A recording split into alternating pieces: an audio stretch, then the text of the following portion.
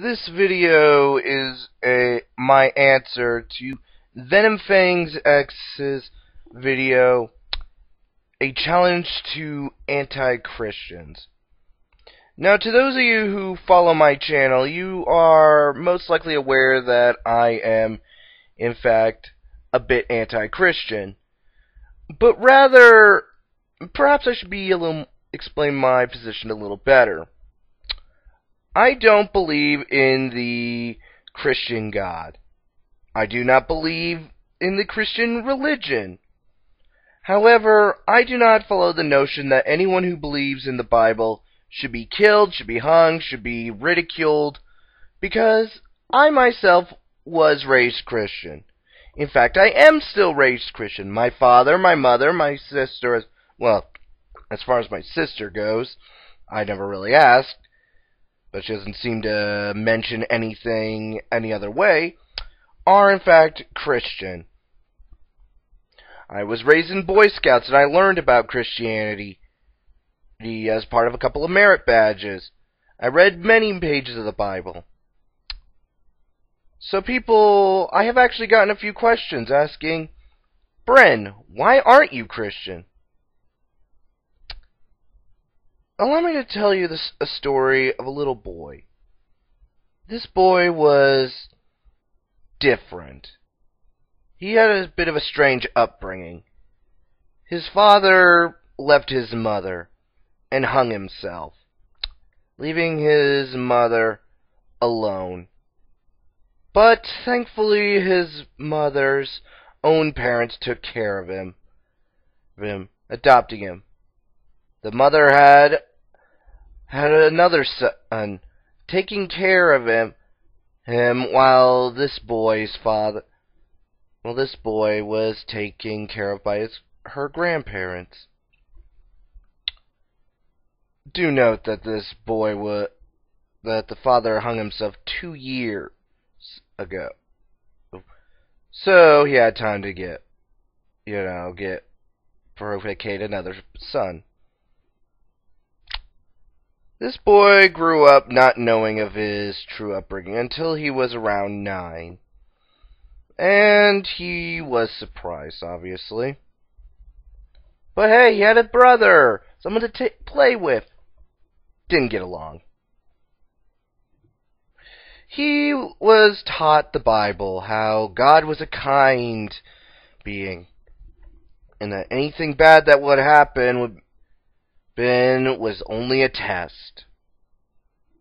It was only a test to show your own inner strength. When this boy was in the 4th grade, he learned something about himself. He was diagnosed with autism. Previously, he was diagnosed with ADHD, but that didn't affect him much. Just a little medication, and there you go. You can easily pass off for normal. But once he discovered about autism, he discovered that he was different, things changed. Once he reached middle school, and he went into special ed rooms, no one wished to speak with him. His former friends moving to different schools, and everyone else knowing of his true identity as an outcast, rejected him, bullied him, made his life a living hell. Worst of all, his mother, his biological mother, and his own, and her parents did not like each other, had different ideologies, different things. And it wasn't until years later when we found out she has MS, and that her memories have been altered, so to speak, under stress. And even today, she still holds a grudge against the ones who raised her. Whether the stories are true or not is anyone's guess. But back to this boy. In his first year of high school, before he moved, so many torments came to him. He held on to the Bible, saying that this is only a test of my character. The boy had depression. He had no friends. His school would not help him.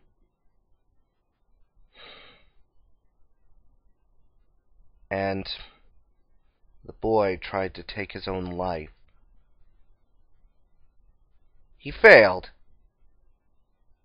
He couldn't do it. He could not bring himself to do it.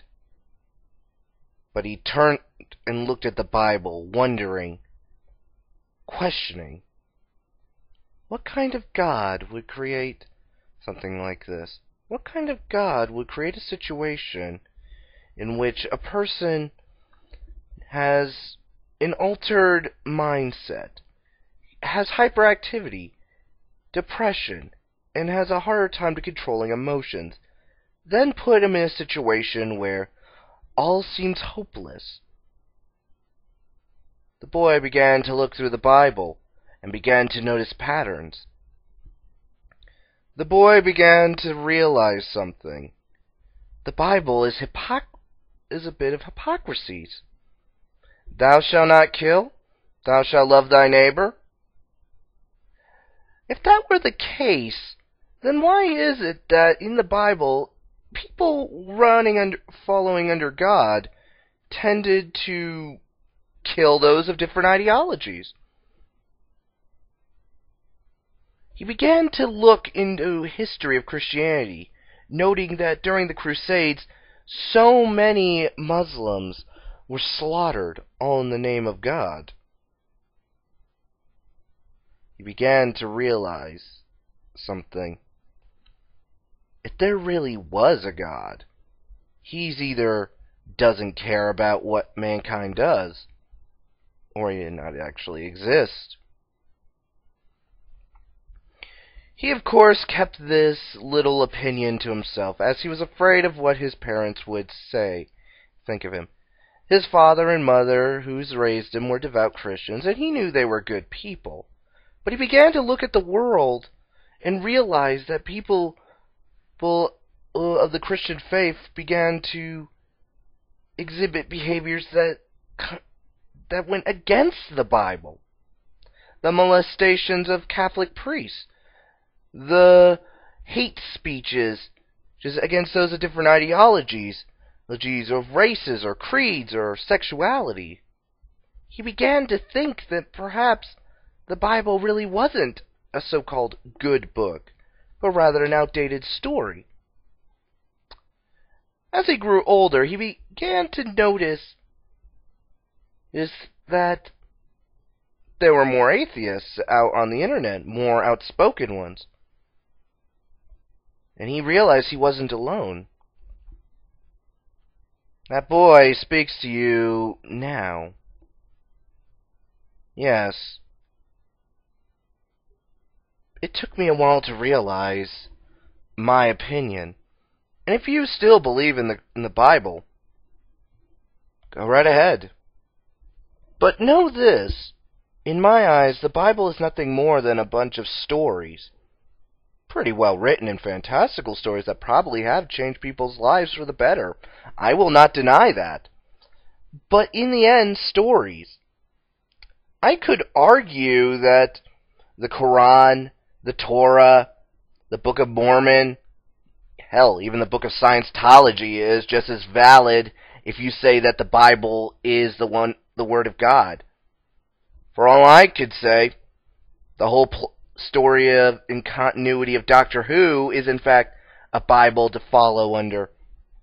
A religion based on Doctor Who. There's even a religion based on Jedi.